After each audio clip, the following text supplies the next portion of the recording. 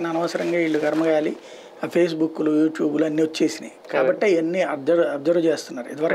ఇదివరకు ఏంటంటే కాంగ్రెస్ వాళ్ళు కనుక సుదీర్ఘంగా 50-60 ఏళ్ల పాటు ఉట్టి దూరదర్శన్ నేను ఆల్ ఇండియా రేడియోని పెట్టి దాంట్లో వచ్చే వార్తలే నిజమని చెప్పి నమ్మి మనం కూడా అదే నమ్ముకునేటువంటి రోజులు. ఇప్పుడు అట్లా లేదు. టీవీ ఛానల్ వచ్చాక ఒక మార్పు వస్తే సోషల్ మీడియా వచ్చాక మరొక మార్పు. వాళ్ళు ఏదో అనుకుంటే ఏమవ్వదు.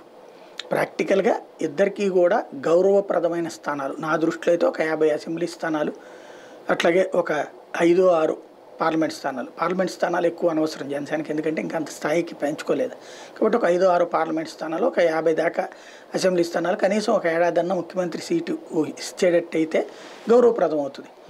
అలా కాకుండా తగ్గితే కనుక నష్టం అవుతుంది. ఇందులో గేమ్ అయితే ఏం లేదు, వీళ్ళిద్దరు ఆడుతున్న గేమ్ అయితే ఏం లేదు, వీళ్లతో విధి ఆడుతోంది గేమ్ అంతే. తర్వాత తెలుస్తుంది. అది షర్మిల గారి విషయంలో ఆస్తుల పంపకాలు అనే అంశం తీసుకొచ్చిన లాస్ట్ వారంలో ఆమె సాక్షి గురించి మాట్లాడింది. లేదంటే కాంగ్రెస్లో ఆమె పెద్దలను కలుస్తున్నారు, అంటే గతంలో కాంగ్రెస్లో ఒక వెలిగిన నాయకులను కలవడం, వివేకానంద రెడ్డి గారి కుటుంబానికి నుంచి వాళ్ళ భార్యను లేదంటే సునీత గారిను తీసుకొచ్చే ప్రయత్నం చేయడం. నిజంగా కాంగ్రెస్ ఎదుగుదల గురించి ఇదంతా చేస్తున్నారా షర్మిల గారు? ఆమె ఆలోచన, ఆమె ప్రయత్నం వేరే ఏదైనా ఉందా?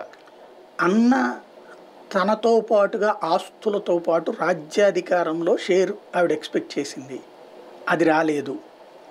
అందుకని రాజకీయ పరంగా తను కూడా అన్నకి సమఉజ్జీ కావాలనుకుంది. అందుకోసమని తెలంగాణకి పోయింది. అక్కడ ప్రజలు తిరస్కరించారు. దాంతో పోటీ చేయలేక ధైర్యం చేయలేకపోయింది. ఆంధ్రప్రదేశ్లో అయితే నీకు కెరీర్ ఉంటుంది.